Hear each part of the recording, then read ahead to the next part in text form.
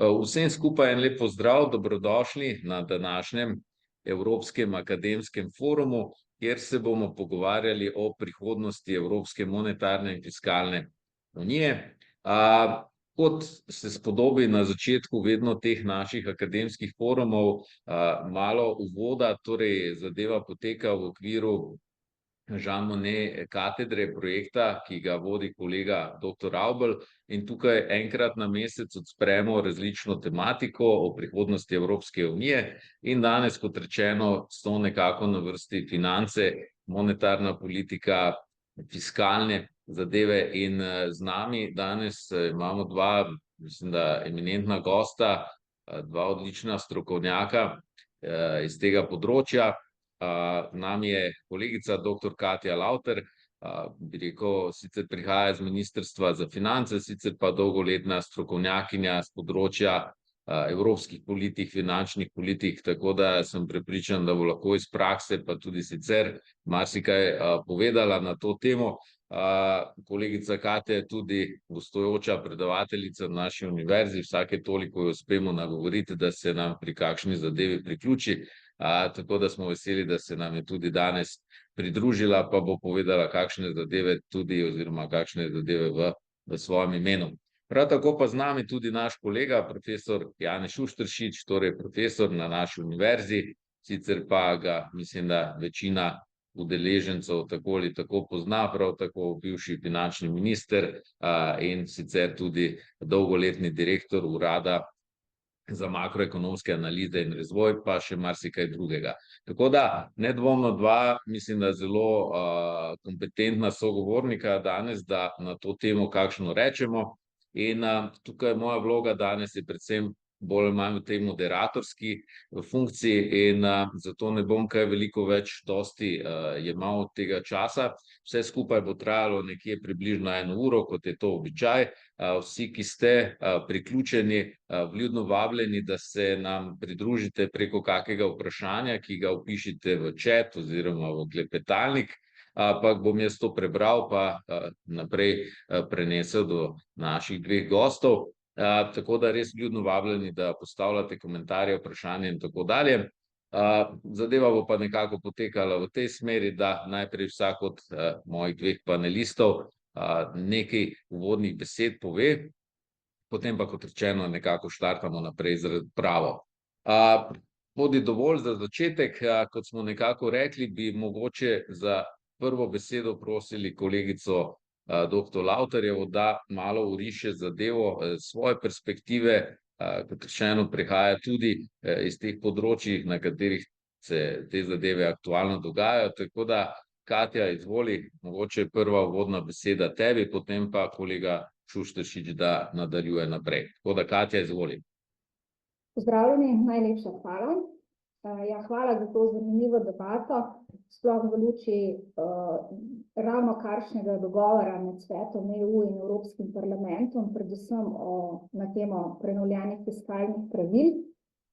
Res je, da mogoče vseh papirjev oziroma aktov še nimamo na voljo, kljub temu pa vemo, da bosta z letošnjim letom z roko v roki morali stopati tako fiskalna kot monetarna politika, kar pomeni, da je čas izjemnih okoliščin končan in da so pred v bistvu vsako državo takšni in drugačni izzivi. Res je tudi, če lahko začnem s tem, da imamo ta hip vsi skupaj, tudi tisti, ki smo s strani institucij zadolženi za pripravljanje teh dokumentov, ki spadajo v evropski semester, več vprašanj kot odgovorov. Prav tako nismo še dogovorjeni, kdaj bomo konkretno začeli v tem prehodnem obdobju v letošnjem letu 2024 uporabljati nove načine, ampak kljub temu se mi zdi zelo pomembno, da spregovorimo v bistvu o ključnih, bom rekla, elementih prenovljenih EU pravil. Kot rečeno, na Ministrstvu za finance, kjer sem zaposlena, čeprav danes tukaj govorim v svojem lastnem imenu in ne predstavljam stališče Ministrstva za finance, kljub temu tudi jaz pričakujem, da se bodo še nadaljevala številna nižanja obrestnih mer, pozivi, da pač odpravimo v državah vse ukrepe za bodisi zajezitev energetskih kriz Ukrajine ali pa celo covida, se nadaljujejo in logično temu primerno smo se morali, sicer precej težko, ampak smo se dogovorili tudi o shemi novih pravil. Ta pravila preprosto pomenijo v našem jeziku reforme, zelo nepriljubljeno besedo, modernizacije, institucionalne spremembe, kar pomeni, da se bo treba nekako tudi v bilancah, predvsem v sektorju država, ki vemo, da je širši kot samo 4 blagajne javnega financiranja, spopasti z izzivi tako na prihodkovni kot odhodkovni strani. Prav tako verjetno vsi vemo, da nekako v Evropi, predvsem pa sploh v Sloveniji, v odstotku BDP-ja poberemo približno 37%, zapravljamo pa zadnjih 7, 8, mogoče celo 9 let, žal nisem zadnje statistike vzela, tam okrog 42-44%. Torej se nam jasno postavlja vrzel na, bom rekla, pobrane davke in pa socialne prispevke versus za vse zagotovljene pravice, ki jih zagotavljamo skozi zakonodajo. In to vrzel bo treba letos prvič tudi jasno nasloviti. Evropa se je zamislila, da bomo to vrzel naslovili tako, da nam bo postala tako imenovano tehnično trajektorijo, v kateri bomo morali odgovoriti in predstaviti, kdaj bomo znižali, se pravi, klasične maastrichtske kriterije, tako dolg pod -3%, kot tudi, deficit pod -3%, kot tudi dolg, kdaj bo okrog 60% oziroma še nižje, če so pritiski še večji. Ostaja tako korektivna kot preventivna roka, s tem, da pa preventivna roka zdaj popolnoma drugačna. Predvsem je zelo pomembno, da se ustrezno izračunajo in pa omejijo tako imenovani rasti očiščeni izdatki. O tem imamo še kar nekaj debat, kaj vse lahko iz tega kazalnika izključimo. Potem tudi, kako bomo določili fiksne cilje, kajti namreč pripraviti bomo morali, kar je velika novost za javne finance v Sloveniji, 4-letne strukturne fiskalne načrte, kjer bomo morali zgornje meje definirati ne tako kot do sedaj skozi odloke in potrditev samo v nacionalnem parlamentu, ampak tudi na svetu finančnih in ekonomskih ministrov. Dejstvo je, da bomo pač morali zagotavljati srednjeročno vzdržnost, kot rečeno, tako dolga kot širše javnih financ, in pa da konsolidacijo moramo izvesti v 4 letih, razen če se zavežemo k dodatnim reformam in investicijam, se pa pač to obdobje konsolidacije podaljša na 7 let. Omejitve zgornje sem povedala, tako da zdaj je pač eno veliko delo pred nami, kako pač ustrezno zapreti, se pravi v bilancah, v izračunih, kaj je tisto, kar bo Slovenijo pripeljalo, še ta zadnji stavek z moje strani, do ustavne določbe, ki pa še zmeraj velja in vemo, da je to tudi prevedeno v ustavnem zakonu. To se pravi, kadar izidemo iz izjemnih okoliščin, mora država, vlada, pripraviti tako imenovano izhodno strategijo, ker imamo obvezujoč pogoj, da slej ko prej, pač skladno z nekim planom, moramo biti strukturno uravnoteženi, kar pomeni, da se mora strukturni saldo približati oziroma biti okrog nič, skladno z novimi pravili bi mogoče to lahko celo pomenilo okrog -1, kar je tudi neke vrste napredek, ne? In zato pač je potrebno pripraviti korenite lahko spremembe, ukrepe, reforme. Za začetek toliko. Hvala. Ja, hvala lepa, Katja. Hvala lepa za tale takoj uvod. Jaz sem nekako tudi kar takoj predal besedo, nisem nekaj posebej opisoval, torej tematike današnje, se je bilo uvabilo jasno napisano, o čem bomo razpravljali, in verjamem, da vsi, ki ste se priključili, ste to tudi pogledali. Ja, zdaj kar nekajkrat je bila omenjena neka, meni je ta beseda zelo všeč, neka srednjeročna, vzdržnost in tako dalje, kar je vse tako nekako zelo vedno meni. Ampak verjamem, da bo zdaj svoje dodal še kolega profesor Šušteršič, pa potem malo začinimo to debato še s kakimi podvprašanji. Tako da izvoli, kolega Janez. Ja, lep pozdrav vsem. Jaz najprej povem, da sem zaposlen v podjetju Reforma in da to, kar bom povedal, ne odraža nujno stališč moje solastnice, ki ima vsem svoje mnenje. Zdaj pa bi mogoče res se navezal na to, kar je Katja povedala o tem pač novem fiskalnem sporazumu, ali kako mu že rečemo. Tukaj je ena stvar, ki bi jaz rad razjasnil. Zelo veliko se je v javnosti, recimo po medijih, pisalo, da je zdaj ta novi sporazum bolj fleksibilen, pa bolj prilagodljiv od tistega prejšnjega.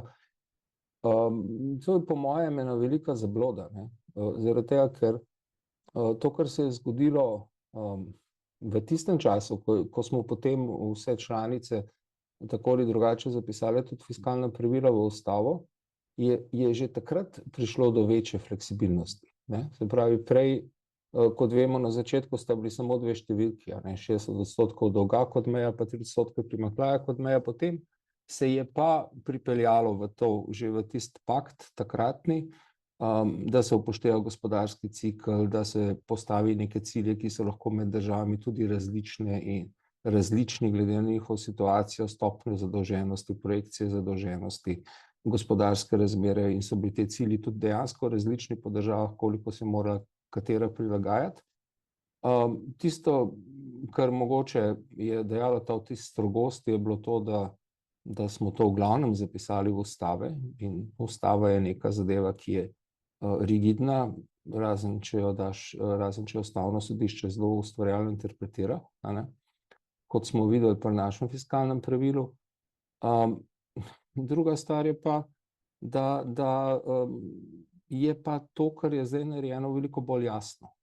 Se pravi, tisto, kar se spomnim, še ko sem bil minister, pa smo se malo še takrat tudi pogajali o tem kompaktu, pa so bili ti cilji neki, pa izračuni S1, S2, meni so morali ljudje iz naše delegacije gor, kolegica, ki je zdaj članica fiskalnega sveta, ene pol ure mi je razlagala, da sem sploh razumel, zakaj nam neki izračuni všeč, ne, ali pa neka metodologija tam, ne.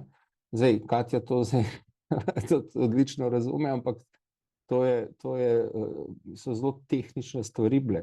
Zdaj to, če pa ti rečeš, ja, prilagajanje bomo vezali na delež dolga v bruto domačem proizvodu, to pa vsak razume, ne. In je dosti bolj jasno, dosti lažje komunicirati, ni tudi tone brez nekih metodoloških lahko problemov, ampak saj vemo zelo jasno, o čem se pogovarjamo, mislim, da je to v redu.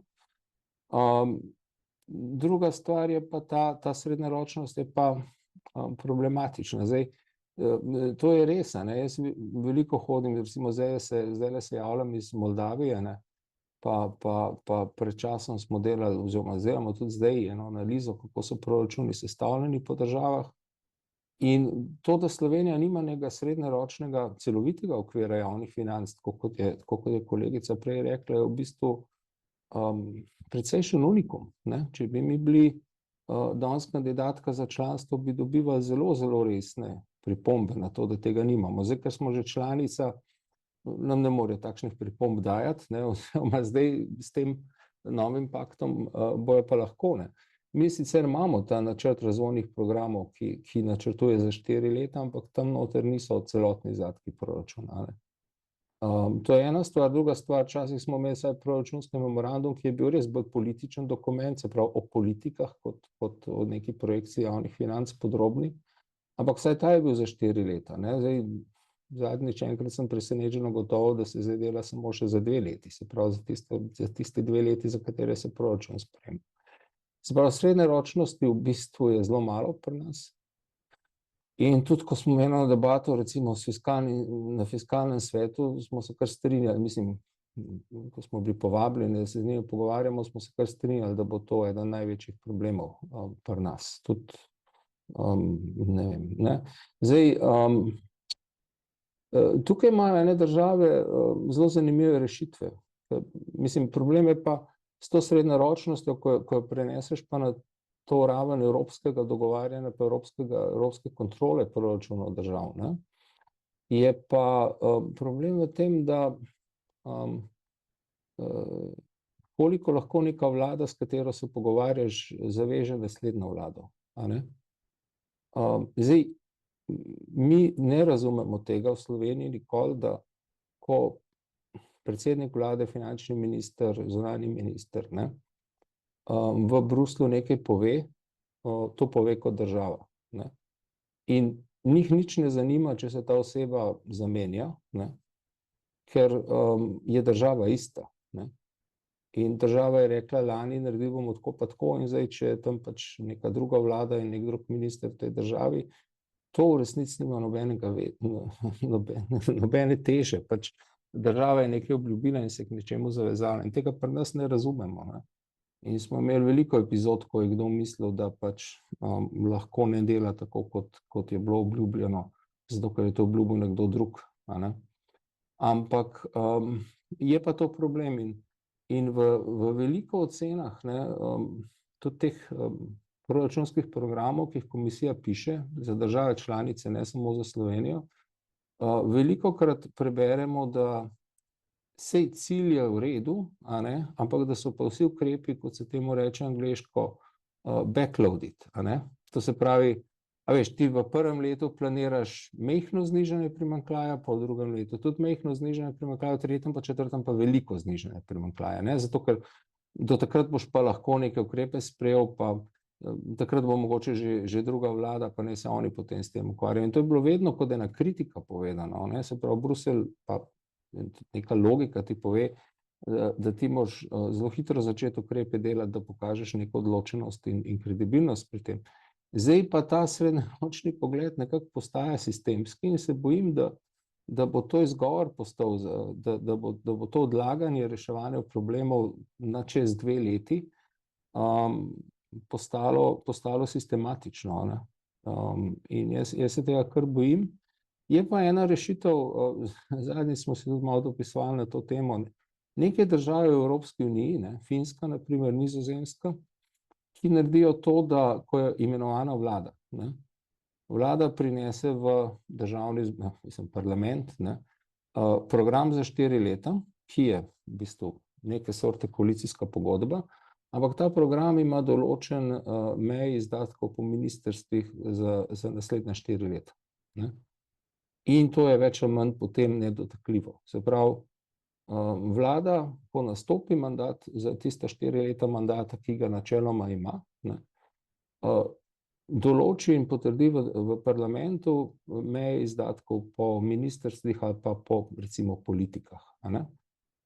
To pomeni, da ministri vejo, kaj imajo na razpolago, pomeni pa tudi, da točno vemo, kakšen je fiskalni scenarij, a ne, in da za tem fiskalnim scenarijem ta vlada lahko stoji, ker ga je ona pripravila in sprejela. In jaz moram reči, da bi mogoče pa morali na evropski ravni tudi malo začeti razmišljati o tem, da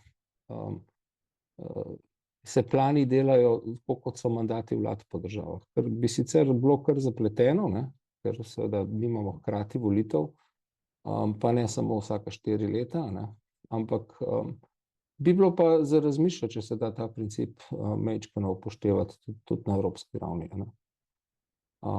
Zdaj, toliko za uvod, no. Ja, okej, hvala lepa. Dobro, smo, bi rekel, kar v tole srž, ne, mi tako vsi skupaj zašli, a ne.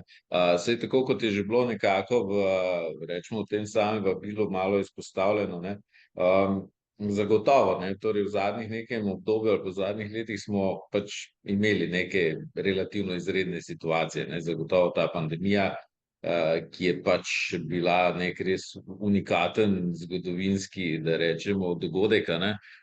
Ko smo se včasih pogovarjali, se sam spominjam na fakulteti, ko sem še bil v prvem letniku in potem so nam razlagali študentje oziroma profesorji takrat, a ne, torej, da si morajo nek dogodek izmisliti, ne, ki bi kar naenkrat ekonomijo po vsem svetu nekako, ne, pa so včasih najboljši profesorji si izmislili, ne vem, komet pade ali kaj podobnega, ne.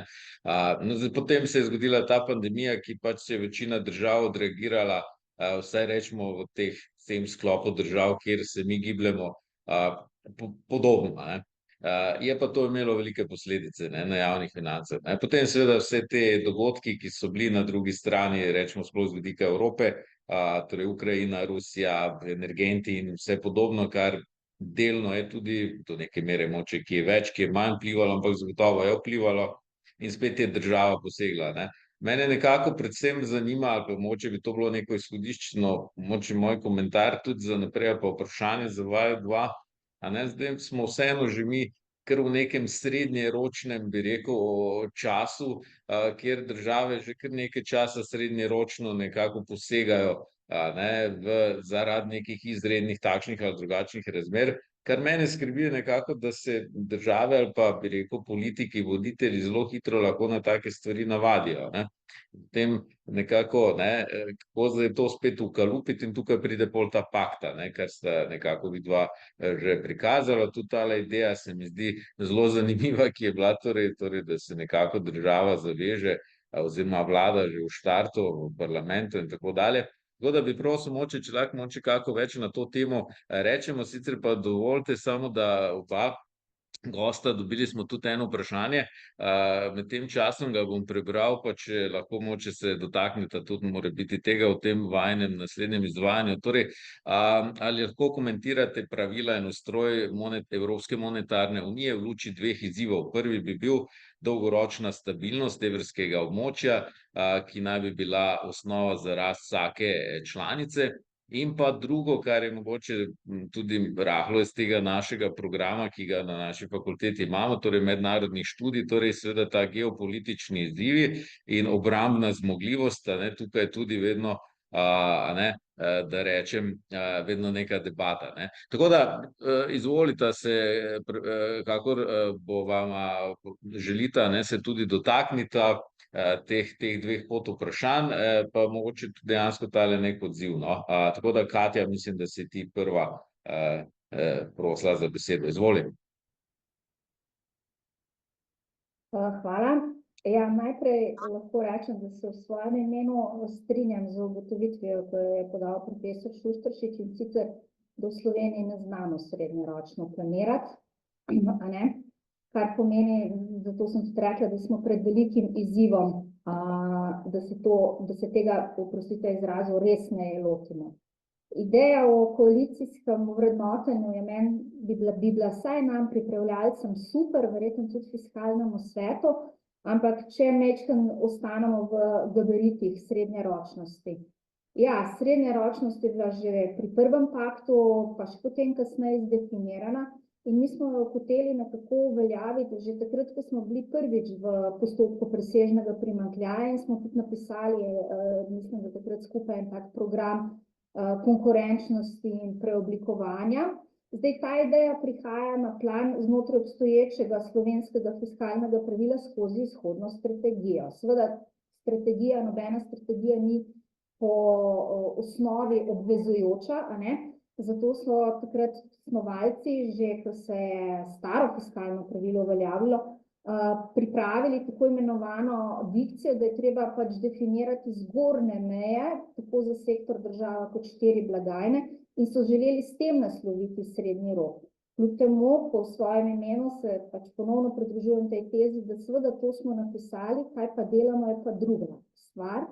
Namreč to smo že napisali, ampak sama proračunska procedura se ni popolnoma nič spremenila in ostaja pač takšna, kot je. Dobimo napovedi, preračunamo, se pogovarjamo, ja, za leto, 2, zmeraj sledi tekom leta rebalans ali pa spremembe priprave proračuna, če smo pač v letu T-1. Tako da ja, srednjeročnost je izziv. Druga stvar, no, kar se tiče spremembe vlad, dejstvo je, da lahko imamo to fleksibilnost zdaj, je pa res, da tokrat prvič je potrebno, tako kot je bilo pojasnjeno, ko podaš ta program v Bruselj, če uporabim to izjavo, se tega programa držati, tudi če se vlada zamenja. Fleksibilnost obstaja le ko in če, zato je tudi ta program potrjen v slovenskem parlamentu, da ne rečem, da se je želel vmešati še Evropski parlament, ampak dobro, gre pač na svet finančnih ministrov, kjer je obljuba dana v imenu države, spremeni se pa lahko ko in če, raven če obstajajo veliki, bom rekla, šoki, ki se jih da opredeliti kot temu rečemo enkratne izdatke, in v primeru Slovenije to ni niti COVID, niti energetska kriza, izključno poplave, a ne? Kjer so pa tudi, na primer, to je zdaj en takšen one-off ali pa žled v preteklosti, od katerih se ti prizna odstop in se pač tudi sešteva v enem control accountu. Ok, kar se tiče memoranduma, ja, sam EU semester se strinjam, ni opredeljen širše samo za državni proračun, je za sektor država, zato pač na Ministrstvu za finance pišemo veliko obrazložitev, ki so popolnoma po moje premalo znane javnosti in tudi parlamentu, zato ker pač mi se striktno pogovarjamo o državnem proračunu, ki je na primer od 35 milijard tam okrog 14, pogovarjamo se o pokojninski blagajni, ki je 7, že veliko manj kot v samem proračunu, ampak transfer med temi blagajnami je vsako leto večji, se pravi, da proračun pokriva zapiranje obveznosti pokojninske blagajne. Potem se pogovarjamo o zdravstveni blagajni, kot državljani veliko zdaj slišimo tudi o tem problemu v občinah, te meje pač si zdefiniramo in tam potem pač naredimo širši, grobi memorandum, ki pomenim, da je tudi zaradi mednarodne primerljivosti veliko boljši, kot pa da se sem ob proračunu pogovarjamo. Glede vprašanja naslovljenega v panelu, najprej glede dolgoročne stabilnosti evroobmočja.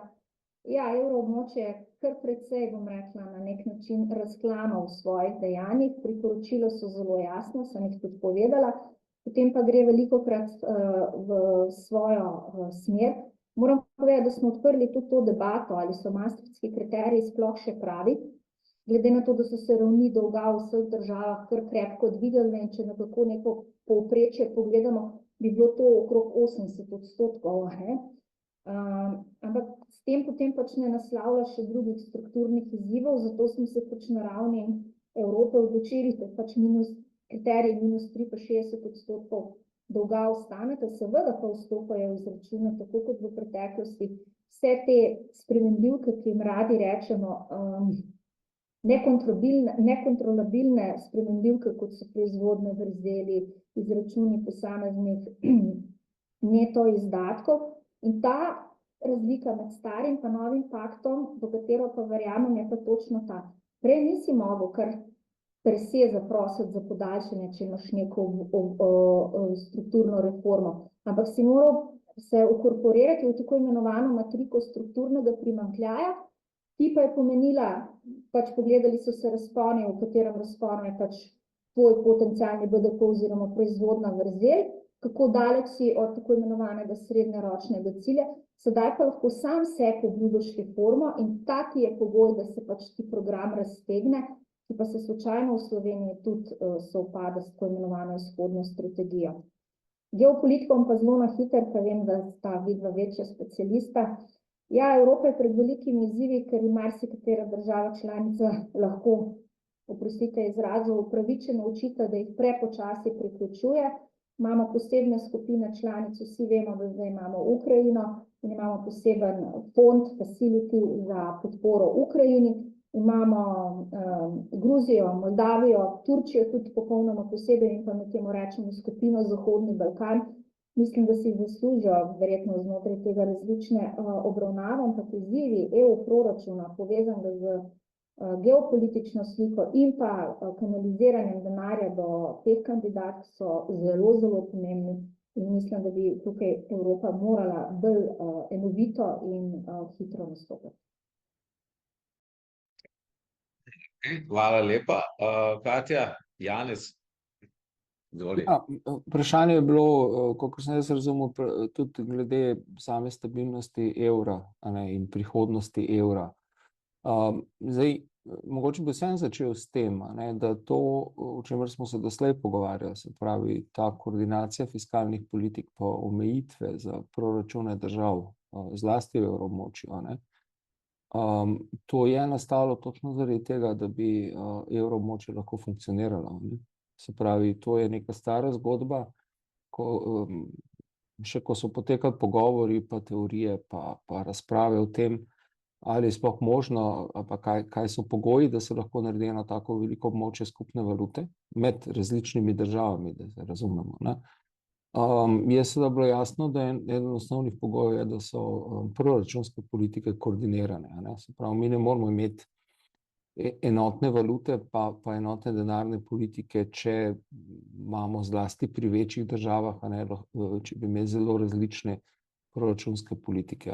Ker te dve politiki morata delovati usklajeno, načeloma. Zdaj, če fiskalna politika počne to, kar počnejo zadnja leta iz delno objektivnih razlogov, se pravi to veliko naraščanje primanjkljajev, denarna politika lahko sicer vlado postopno prisili, da to počne, da to neha početi, ne s tem, da pač enostavno zvišuje obrestne mere, Ampak načeloma je pa tukaj zadaj ideja koordinacije, Zdaj, druga stvar, kar za samega evra tiče, jaz mislim, da je evro v bistvu uspešna zgodba doslej, da je po tečaju stabilen, da postaja tudi rezervna valuta za marsikoga izven Evropske unije, kar je eno od meril, recimo, ali pa to oboje, in stabilnost tečaja in vrednosti evra in širša uporaba, pa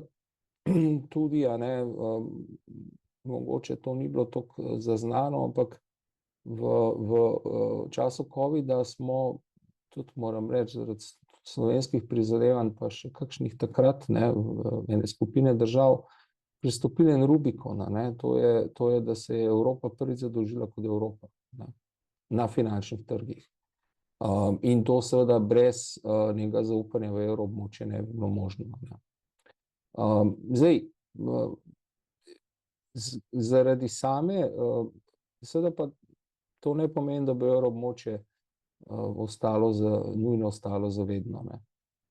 Ampak tukaj so lahko trije razlogi in ponavadi so takšna valutna območja ali pa unije, ki so že bile v preteklosti, v bistvu pa propadale zaradi teh geopolitičnih razlogov, ker v situacijah, kot je recimo zdaj zadnja leta zaradi vojne v Ukrajini, recimo,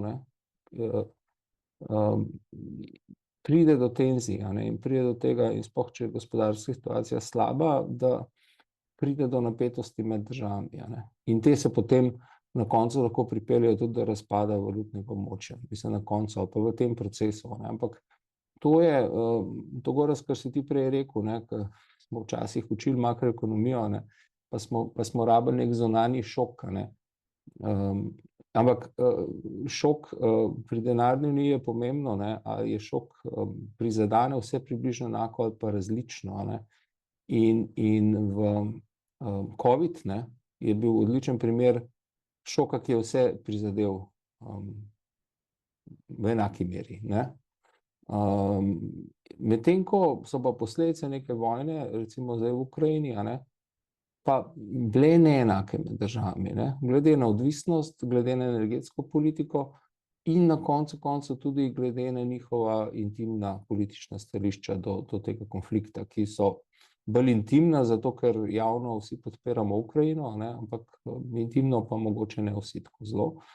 In to se potem odrazi v teh nekih tenzijah, potem so pa še drugi, recimo migrantski šok je tudi nesimetričen, ali pa ga nekatere države težje nosijo kot druge, Tako da jaz pri teh zadevah vidim največjo nevarnost za to, da bi lahko prišlo do razpada evroobmočja, ampak takrat nas bo to mogoče najmanj skrbelo, če se bodo takšne stvari dogajale, ker bo verjetno tudi sama Evropska unija zelo blizu temu, da razpade, Iz ekonomskih razlogov je bila pa zgolj ena epizoda, ko je recimo se govorilo o tem, ali bi bilo za Grčijo bolje, da izstopi iz evroobmočja, Zdaj, jaz mislim, da če lahko o tem več rečem, da recimo Sloveniji je koristilo v času tiste velike finančne krize, da je bila v evroobmočju, Mi smo sicer takrat prišli v situacijo, ko smo plačali zelo visoke obrestne mere,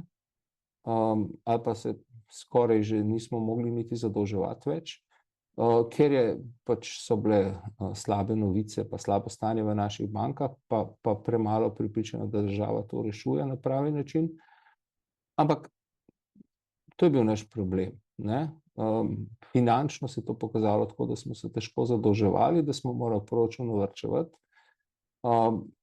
in to je bilo to, Če bi mi imeli takrat svojo valuto, bi ta naša valuta na trgih, gotovo takrat izgubila 50%, če ne več, tako kot se je zgodilo recimo Madžarski na začetku te velike finančne krize, Je pa res, da seveda ko je pa država enkrat v takšni krizi, kot je bila Grčija, Je pa sprememba tečaja, se pravi znižanje vrednosti svoje valute, eden od inštrumentov, ki ga lahko uporabiš, s tem, da ga je treba znati uporabiti, ne. Zelo pogosto se uporabi, pa se ne, pa potem iz različnih razlogov ne prinese tistega, kar se od tega pričakuje.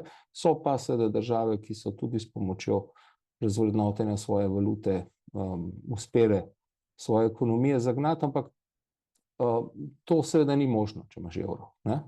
Ampak tudi potrebno ni, če imaš sicer odgovorne politike, da ne prideš v takšno situacijo, ker Grčija ni v situaciji, kjer je bila prišla zaradi nekih šokov, ne, nekih zunanjih dejavnikov, ampak zaradi lastne neodgovorne politike, ki so potem še seveda velike banke podpirale in tako naprej, ne. Tako da se mi zdi, da ekonomsko gledano to evroobmočje kar v redu je in deluje, da seveda, če prihaja pa do teh nestabilnosti, ki so v bistvu zunaj ekonomije, čeprav imajo lahko ekonomske vzroke, seveda vojne ponavadi imajo ekonomske vzroke, ne, v osnovi, to pa je lahko velika grožnja, ne. In zdaj, če še rečemo o teh državah kandidatkah, na kratko, mislim, da praktično nobena od njih ne bi smela imeti težav z vstopom v evroobmočje, ker v glavnem imajo vse zelo stabilne tečaje, ne. Mislim, dve, Kosovo in Črna gora, ne, že itak uporabljate evro, neformalno, pa se to tolerira, potem pa ne vem, kjerkoli vse ostalo, Albanija, Srbija, Moldavija recimo, ne, jaz zmeraj malo manj dobim celo za evro vsakič, ko se sem vrnem, ne, se pravi, zelo stabilne tečaje imajo z izjemo Turčije, ne. Ki pa, ne vem, če kdo misli, da bo resno prišla v EU v nekem doglednem času, po mojem ne, no. Ampak skratka, tukaj po moje uvedba evra ne bi bila ena resna ekonomska sprememba za te države kandidatke. Je pa res, da pa nekatere članice se poskušajo temu izogniti. Poljska je ta prva, ne, ki bo po mojem počela vse, ne, da ji ne bo treba prevzeti evra, ker pač verjame, da kot velika država lahko svojo valuto, velika in ekonomsko močna država, ne, relativno, lahko svojo valuto bolje rešuje svoje probleme, če je treba, ne. Pač razmišljajo čez prorazum. Okej, hvala. Okej, hvala lepa obema za tele odzive. Saj nekako sta kar sama odpeljala tole, bi rekel, debato mogoče, če je prvi del debate nekako bil res bolj fiskalno osredotočena, ne, pa na malo te zadeve z vidika proračuna Evropske unije, smo nekako kar zdaj prišli v ta, rečemo že EU del, bolj monetarni in tako naprej. Saj to je bila nekako tudi moja želja ali pa nek moj izziv. Pa če malo recimo razmišljam, zadnjo takole debato, ki smo imeli pretekli mesec, smo imeli na temo širitve Evropske unije. Takrat je sodeloval tudi bivši predsednik Pahor. Bilo je precej dosti debate o smislu, ne, torej predvsem balkanskih držav, kje so, kako bo, ne, tam je bila neka zaveza tudi letos na Bledu, ne, na Blejskem forumu, ta Blejska zaveza, da bi nekako te države do 2030 dejansko, ne, na nek večji premik se zgodilo, ne. Dejansko na koncu tudi na tej debati je bilo rečeno, da zagotovo nekatere izmed teh držav bi lahko bile, že do 2030, zdaj jaz bi rekel tako, ne, danes nekako očitno je ta keyword, buzzword današnje debate nek srednji rok, ne. Zdaj mi smo 24, ne, torej leto 2030 je, rečemo, ne, srednji rok, ne. Tako da recimo, ne, zdaj, če te države, mogoče ena res tako vprašanje, ki mene morda zanima, ne, res, ker se pogovarjamo tukaj v okviru tega projekta, ali pa to so te neki, bi rekel, cilji tudi samega projekta, torej kje vidimo v prihodnje Evropsko unijo. Zdaj, ali vidva vidita, da torej se bo recimo, ne, v naslednjih, rečemo, nekem srednjem roku, v daljšem roku, ne vem, še kakšna država priključila, recimo, ne, evru, ali res vidita morda kako verjetnost, ker recimo jaz, če bi mene kdo vprašal leta 2004, ko sem jaz začel recimo, oziroma 2003 na zunanjem ministrstvu, pa da bi mi nekdo takrat rekel, da bo čez toliko in toliko let recimo Velika Britanija izstopila, ne, bi rekel, okej, ne. A je možnost recimo na tem monetarnem delu večja, lažja, ne vem, recimo to tudi eno tako pod vprašanje, pa recimo malo me tale teza, ki si jo ti izpostavil, Janez, torej, da se evro tudi uporablja kot neka rezervna valuta vedno več, me zanima to nekako, ker številni zdajle članki, ki jih jaz berem zadnje leto, mogoče kaj take o tej geopolitiki in tako dalje, nekako vse posod se izpostavlja to neko zdaj rivalstvo, torej Kitajske, ZDA, ne, in predvsem Juana, pa dolarja, kjer nekako bi najčeš nekako prihajal Kitajska za svojo valuto kot tista neka globalno, če tako govorimo, kot tista, in da evro tukaj ni svoje pozicije uspel nekako vsi v teh letih izboriti. To recimo ena taka, dve moji taki. Torej, kot prvo, torej, kako vidimo, ne vem, razvoj torej evroobmočja, ali se bodo tu države širile, vseeno je nek interes ali pa neka želja, sama sta rekla, nekako, težko imamo neko skupno območje, kakršnokoli že, če nimamo niti skupne valute, kaj šele, če nimamo nekih koordiniranih takšnih in drugačnih politik.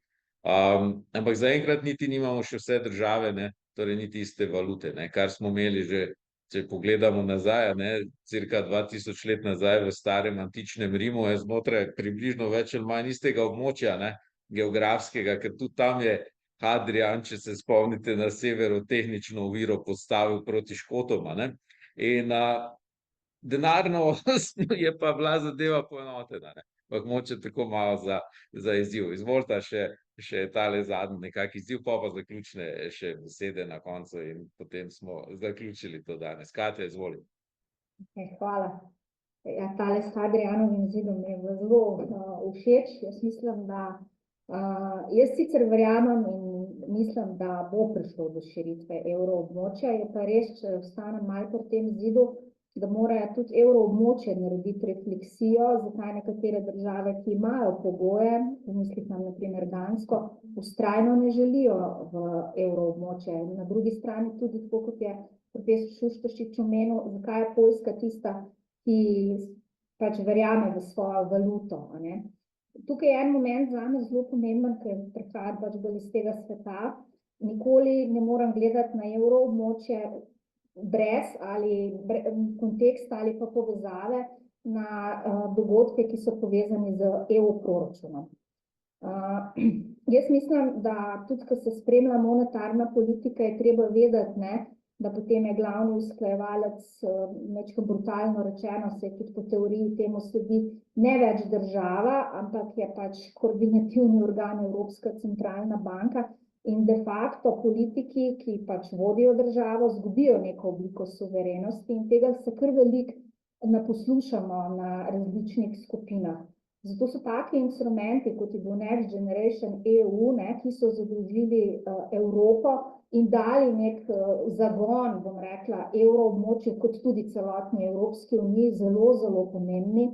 Predvsem tudi v tej bitki za konkurenčnost, v primerjavi, kot si omenil, Gorazd, z ZDA, z Kitajsko. Vemo, kaj se dogaja skozi desetletja z rastjo produktivnosti, s katero se tako radi pohvalimo vsi znotraj evra pa evroobmočja, vsi skupaj pa precej zaostajamo za Kitajsko, kakorkoli in kakršnakoli je kompozicija tiste rasti. Tudi z Ameriko stalno tekmujemo, z Ameriko na področju kapitalskih trgov, se sprašujemo, zakaj nimamo toliko vlagateljev, ne vem, na kapitalskih trgih, se sprašujemo, zakaj te pobude podjetniške pri nas niso tako dobrodošle, verjetno tudi zato, in k temu pa tudi je evroobmočje zavezano, ker imamo zelo poseben evropski tako imenovan socialni model, ki spet izhaja iz tega, kaj je naša prednost. In verjetno bodo prihodnji izzivi evroobmočja povezali z zagotavljanjem obstoječega socialnega modela ali pa redefinicijo, tukaj pač vidim povezavo na stroške staranja in tako naprej, da ne bomo to preveč odpirali, pa bomo predvsem mogli nekaj reči tudi o konkurenčnosti evroobmočja.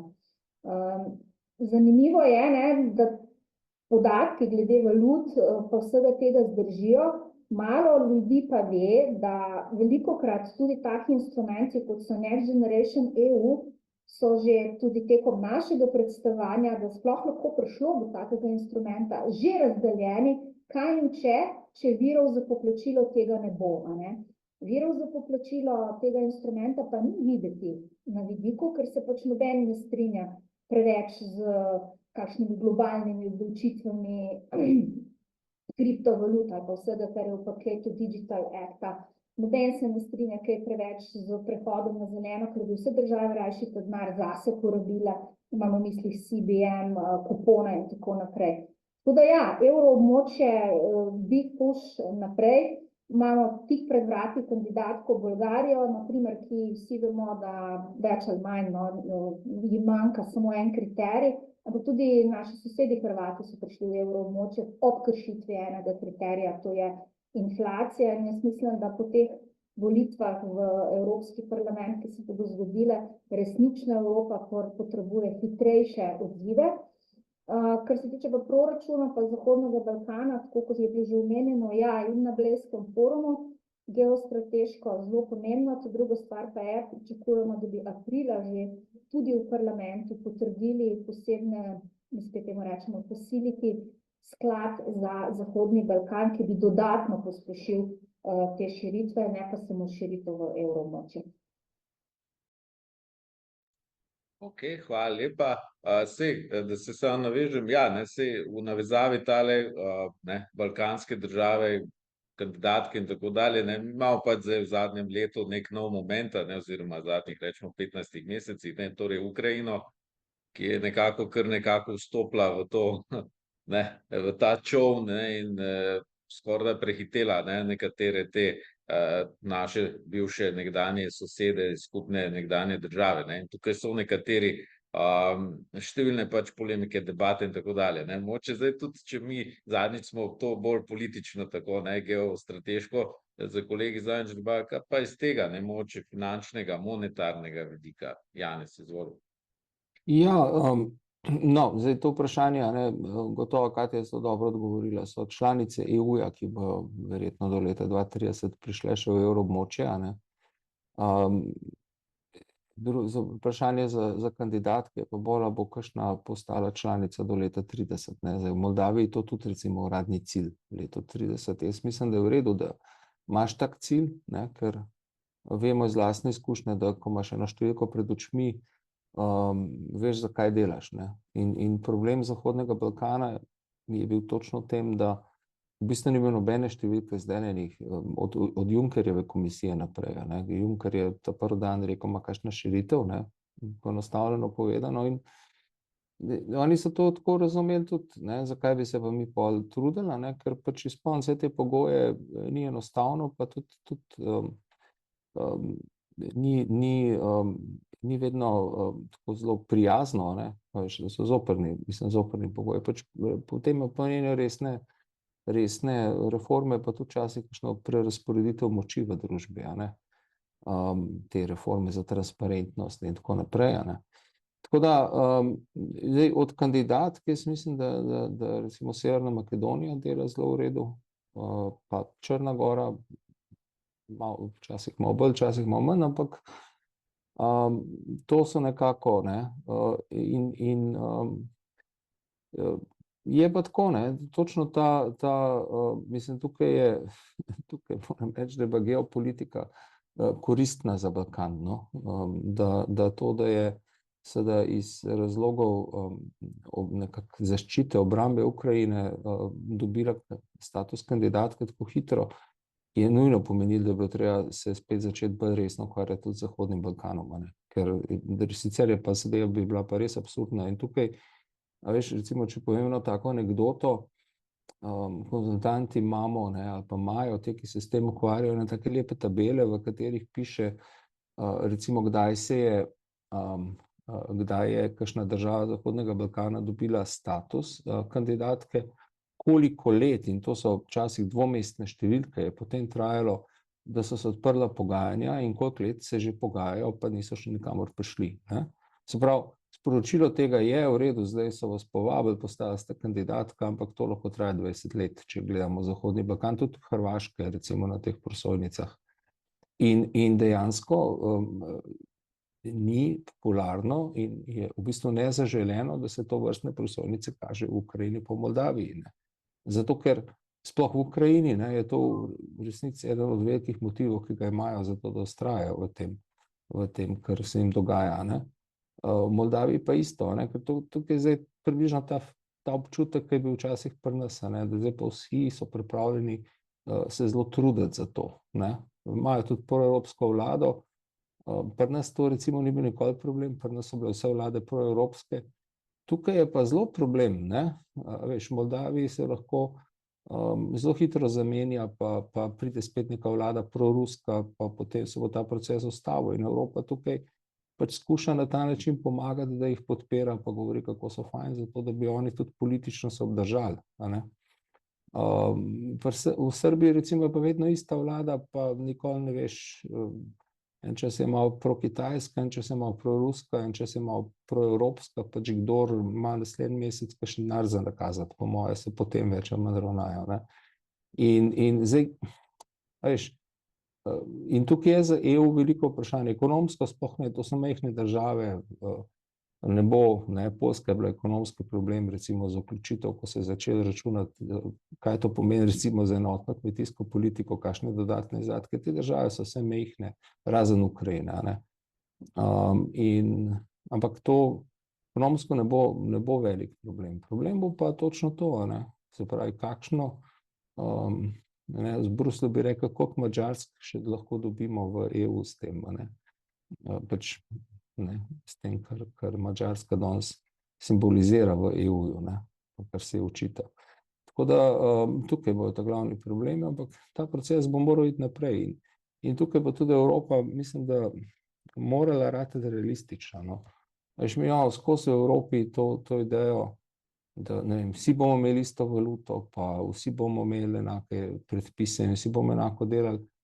Ampak po drugi strani imaš pa to logiko interesnih sfer. In zdaj, a veš, a mi hočemo imeti te države Balkana, pa pol do ruske meje v evropski interesni sferi ali v kakšni drugi. In zdaj, če hočemo imeti v svoji interesni sferi, jih moramo vključiti v EU in moramo dati veliko denarja in moramo dati ugled. Zdaj, ni pa treba, da mogoče so čist na isti način, a veš, v vseh mehanizmih pa dogovorih, ki jih Evropa ima. Zdaj, de facto se to že dogaja. Evro ni povsod, Schengen ni povsod, še kakšna stvar ni povsod. Recimo, tudi socialna unija ni bila povsod, Združeno kraljestvo ni bilo noter, pa so pa itak izstopili še. Ampak, a veš, tako da več bo treba tega rafiniranega pristopa. Je pa zanimivo, in to je ta zadnja stvar, ki bom rekel, ker je tudi Katja to omenila prej, da se začenja v Evropski uniji finančne spodbude uporabljati v bistvu za reforme. To, kar je že zdaj v tem paktu fiskalnem, da lahko odložiš prilagoditev, če rečeš, da boš ta višji dolg, ali pa to, da ne boš dolga tako hitro zniževal uporabo za neke reforme, pomeni točno to, se pravi neko finančno spodbudo za reforme. In ta facility je že skoraj sprejet, komisija na tem že zelo resno dela. Zdaj, in tudi ta denar, ki smo ga dobili za te programe za okrevanje po covidu, ta Next Generation Europe, je v bistvu vezan na reforme. S tem, da tukaj pa neka zelo pomembna razlika, da mi smo si več ali manj lahko sami napisali reforme, ki jih bomo delali, pa investicije, sicer po neki evropski logiki, ampak glej, vemo, kako to delamo članice. Medtem ko zdaj, sem včeraj imel možnost to malo poslušati na sestanku, Evropska komisija zelo jasno zdaj hodi po državah Zahodnega Balkana in jim reče, gledajte, to pa to reformo hočemo mi v vašem programu videti, potem boste pa dobili denar, ko boste dosegli neke rezultate. In to ni denar za stroške reforme, da se razumemo, to je pač denar, ki ga dobiš, če dosežeš nek cilj, ki si ga dogovorno postavil s komisijo. Ne glede na to, koliko te je stalo, da si ta cilj dosegel, se pa to v bistvu finančni bombonček ali pa finančna nagrada za to, ker si nekaj naredil. In lej, Mogoče se pa tudi Bosni znajo kaj izmeniti, kadar gre za denar. No. Zato, da ga od koga dobijo. Ne. In to lahko dejansko malo pospeši. Predvsem je pa to zdaj neka zadeva, ki dala tem državam občutek, da so spet politično nekako vključene v ta proces, pa da bo tudi za njih, ne, 50 milijard za Ukrajino, a ne 6 pa za Zahodni Balkan, ampak Zahodni Balkan še nima vojne. Ne. Tako da. In mislim, da je tudi en velik strah Evrope, po moje dosti očiten, da se lahko, ne, da če se tam ne reagira na pravi način, ne, da se zelo hitro lahko zadeve prenese na Balkan. Vojna, ne, in te razni spopadi. In zdaj tukaj pač zdaj ni več časa za to, da bi nekdo pikolovil, a imajo nekje majčkeno bolj neodvisno ustavno sodišče, a pa malo bolj pa majčkeno bolj spoštujejo rule of law ali ne, ker, a veš, pač, ne, po domače rečeno, marsikje bo treba komu skozi prste pogledati, če bomo hoteli imeti tisto stabilnost, zaradi kjer je Evropska unija sploh nastala, ne, se pravi, da nimamo vojne, nimamo spopada, pa imamo neko zasilo gospodarsko prosperiteto zdaj, ne. Pa še pride konkurenčnost pa to, ampak tukaj pa res ostajamo zadaj, to je pa verjetno največji problem, ki ga imamo, ampak vedno rešujemo kaj drugega še prej. Mogoče v tem hipu res ni največji problem, je pa dolgoročno in strukturno, ne. A veš, pač Evropa je stara družba, ne. In tle ne moreš rešiti drugače kot s konkurenčnostjo, pa s tem dobiš mlade ljudi od tam, kjer pač mlade ljudi še delajo v veliko večji količini kot v Evropi. Zdaj pa, a veš, katerega koli od 70 spolov. To ni to važno. Ja. Okay. Dobro, hvala tudi za tele komentarje. Nekako smo točno tehle naših 60 minut zaokrožili, vseeno neko zaključno misel bi vam še vseeno dal, torej minutko, 2. Skratka, dobro, sej, če še ta del malo zaokrožimo, ne, ki je bil zdaj v drugem delu, torej nekako se strinjamo, bi rekel, za razliko od zadnjič, kjer so bili večinoma, bi rekel, ne ekonomisti, danes smo pa izključno ekonomisti tukaj na tej debati, ne, torej tudi zadnjič je bila nekako taka ocena, da bi od nekih bodočih kandidatk ravno ti dve, ki sta tudi bile tu omenjeni, ne, nekako lahko tja do 2030 tudi postali članici. Mene res zanima, tudi vidva vidita neko možnost, da bi obstoječih članica, ne, še kakšno se pridružila monetarni uniji in tako, skratka, kakšna je tu prihodnost. Generalno pa moje zdaj neko res zaključno vprašanje, pa res, če poskušita mogoče nekako na to se navezati, pa neko zaključno misel še, res v kakšni minuti, 2, da ne bomo preveč čez tole uro, ker se bo marsikomu potem že na kakšno kosilo mudilo, ne.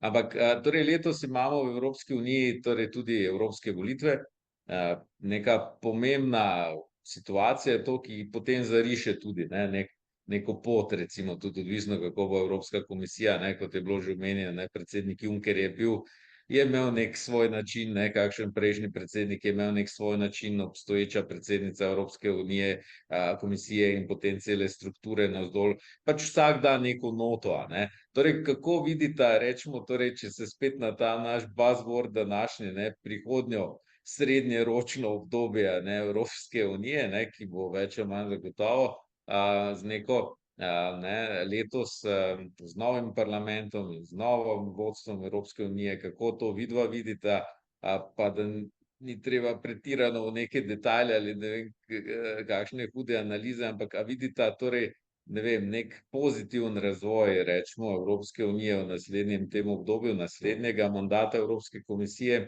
ali neko stagnacijo, ali ne vem, ne, da ne bomo še kako drugo smer šli, predvsem mislim z vidika tega nekega ekonomskega, ne, takšnega pogleda, ne toliko nekega političnega in tako dalje. Toliko mogoče, zdaj pa zaključne misli, izvolita.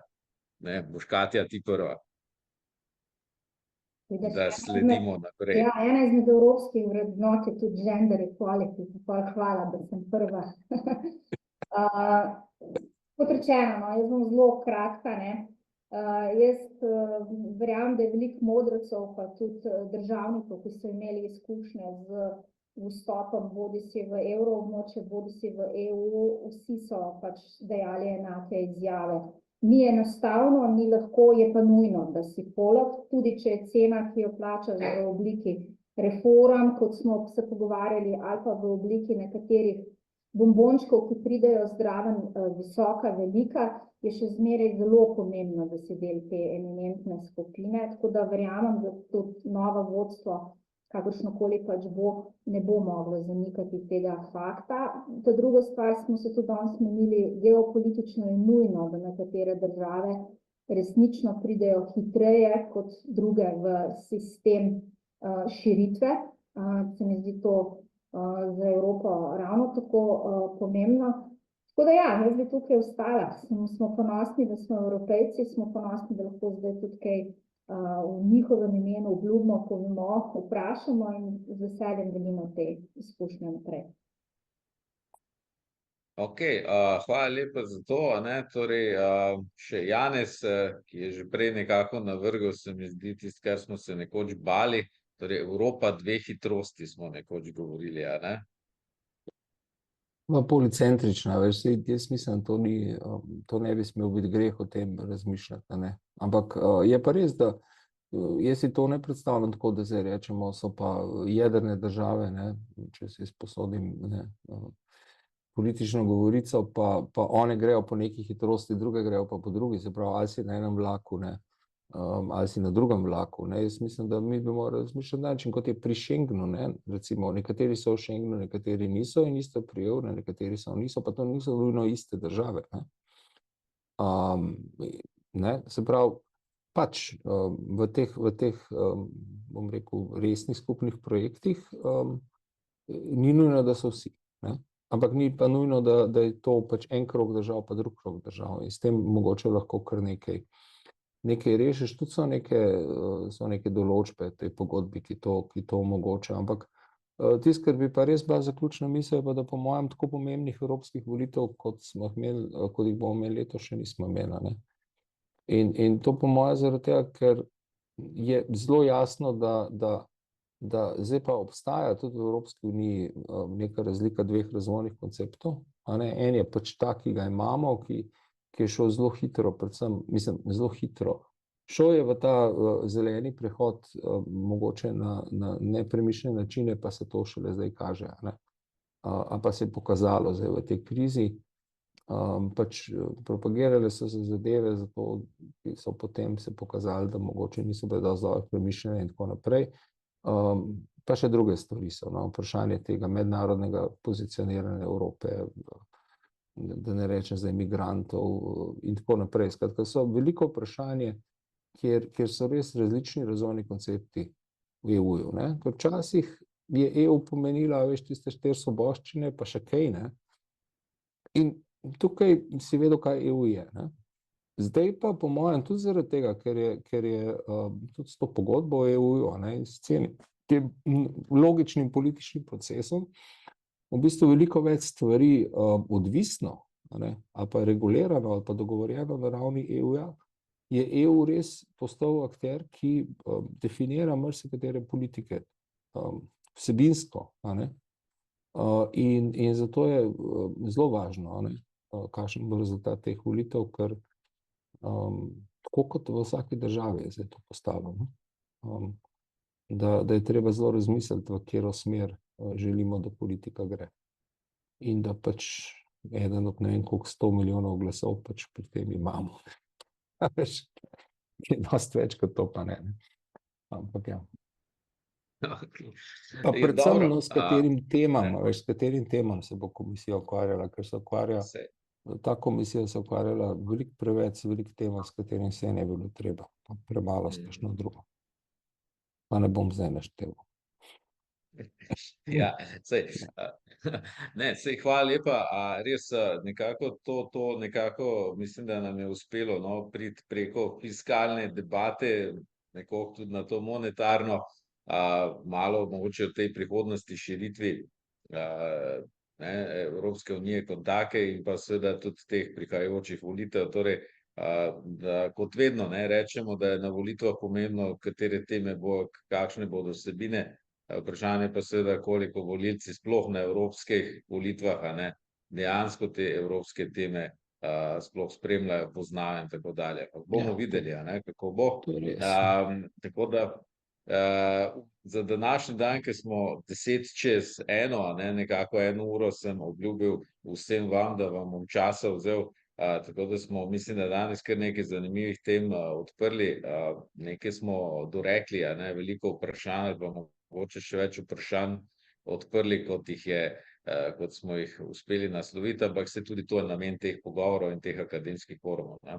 Tako da res obema najlepša hvala za tole zanimivo debato. Užitek je bilo z moje strani z vami se o teh tematikah pogovarjati in verjamem, da bodo tudi naši udeleženci, pa potem tudi študentje, ki potem te posnetke spremljajo v okviru predavanj, zagotovo kaj poučnega izvedeli, pa kaj zanimivega. Potem mogoče tudi za same volitve, a ne, ki bodo, a ne, mogoče tole pogledali, pa morda pol kakšno več vsebino malo bolj preštudirali, koga bodo obkrožili in tako dalje. Tako da za danes pa res hvala lepa za vajin čas, za vse komentarje, za vse zanimive odgovore in se vam res lepo zahvaljujem, kot tudi vsem udeležencem, ki ste si vzeli čas, da ste nas spremljali.